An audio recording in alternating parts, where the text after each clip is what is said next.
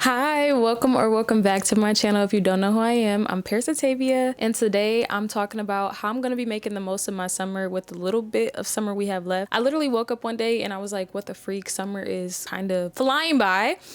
I think it's just been weird because the weather is weird. I live in Michigan and some days, not even some days, a lot of days it's been really rainy and not sunny at all. So I low-key been forgetting that it's summertime. And then I just saw somebody post like, this has been the best summer of my life. And I'm like, what the freak? I haven't really done anything for summer, I feel like. So I wanted to basically come up with a little list of things that I want to do to really make the most of the rest of my summer. So basically my therapist had introduced the concept to me. Wait, first, can we get into the mic? It's a little, I got my little popsicle, my melody, because it's summer, of course. But okay, so my therapist introduced the idea to me of having an alive list. It's basically a bucket list, but instead of saying like, this is things I'm gonna do before I die, it's like just changing the narrative in your mind, which can be helpful for some people. An alive list is basically doing things while I'm here, while I'm alive, to keep me feeling alive. I'm here. So this is basically my summer alive list to make my summer feel more lively. So today I'm gonna be creating a list of things that I wanna do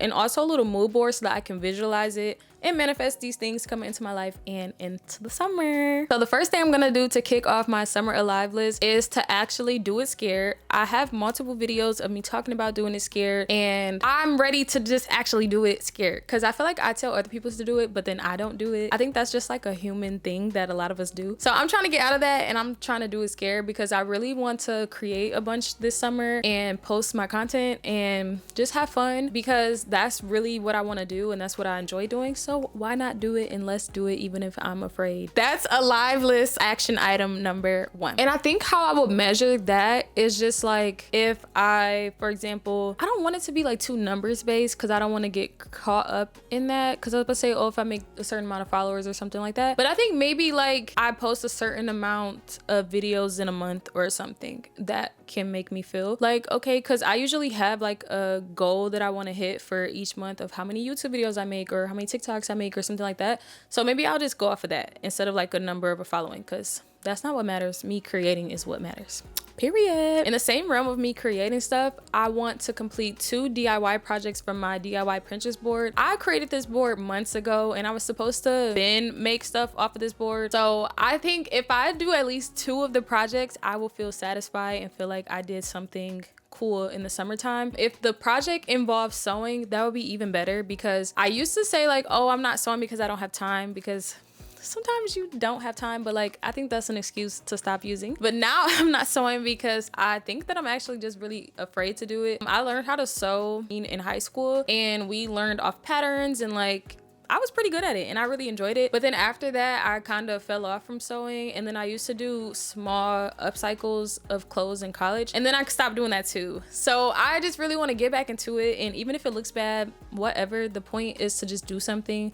So I'm gonna do 2 DIY projects this summer and I'll show you guys the projects too so that I can be held accountable. Okay, the next thing I wanna do is go to a fair with my boyfriend because how are we at the end of July and I haven't been to a carnival, a fair, or anything like that yet? I don't know. I really love fairs because you just get the fresh summer air, you hear people laughing, having fun, you smell the greasy food, you see people getting on suitcase rides. I won't be getting on them, but cool to see other people getting on them. But it's just like usually a really nice atmosphere and good energy. And if they have fireworks, 10 out of 10. 10 out of 10. If they have fireworks, I'm definitely there. So I want to go to a fair at least once before the end of the summer, and I know that there's a bunch coming up soon in my area, so I'll definitely be headed to at least one. And the next thing on my list is to drive to a different city to go thrift shopping. I feel like I live in the Metro Detroit area, so I mostly go to thrift stores in the Metro Detroit area, but I need to like branch out a little bit because usually when you go to the same thrift store over and over and over, obviously yes, they get new stock, but like you're getting stock from the same group of people in that area that you live around.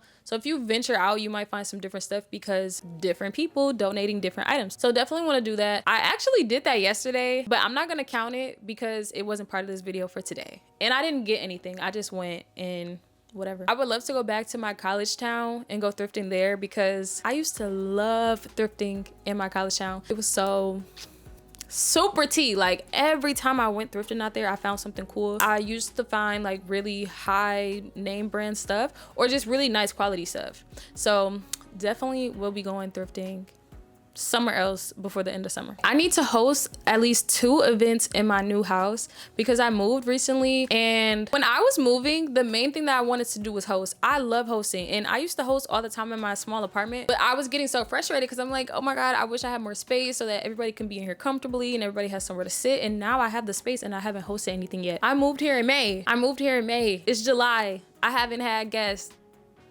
What is going on? I know what's going on. The house is not together. It's still, you know, in those stages. But decorating a home and like getting it to feel like a home takes a long time. So that's what we're working on right now, is just making the house feel like a home. And as soon as it feels like a home, we're hosting as many events as possible. I'm saying only 2, but I really want to host like 25. Like, I want to have an event like once a week for the rest of the summer at our house, because first of all, our house is in a beautiful location. The house space is beautiful. It can hold so many people. We have a gorgeous backyard. Like, what the freak? I just need my people to come over, and I want to have you guys over, so I will be doing that. Oh, okay, so one thing with the hosting, I wanted to have at least a housewarming just so everybody can, you know, fill the house with love and whatever. But also, since last summer, I've been wanting to have a cocktail / mocktail night where, you know, like when everybody brings a mocktail or a cocktail of their choice and like we all try them. I feel like that would be so cute and so fun. So I really want to host one of those before the end of the summer, because I don't know, I think it would be cute. And then in the same vein of hosting people, I want to have a siblings night where we make s'mores together, because we got a solo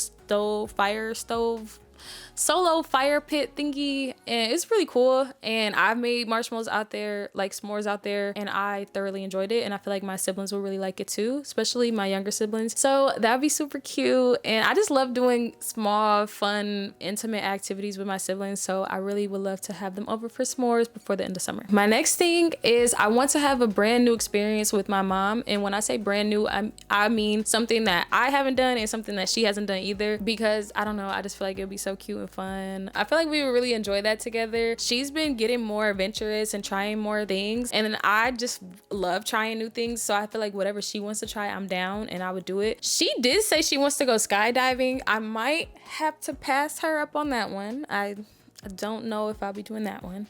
However, I will try something new with her just because I love spending time with her. And we spend time with each other a lot, but we're typically like indoors and stuff like that. So I want us to get outside and try something new. Okay, the next thing I want to add to my list is see a smaller artist in concert that I don't know. I feel like when the summertime comes, a lot of artists go on tour and stuff like that. And obviously we see the really big names go on tour. But what about the little tiny artists that we need to discover? I know for sure the smaller venues definitely have some artists that I've never heard before. So I feel like I would definitely go to a concert. I would want the music to be in a like genre that I'm interested in, so that I'm not sitting there like, what the heck is this? But like, I don't want to know the artist at all. I just want to go and view their music in person. And I feel like I can find some really, I keep saying I feel like, oh my gosh, I think I can find some really cheap tickets to see somebody. So I want to do that maybe like in August or something.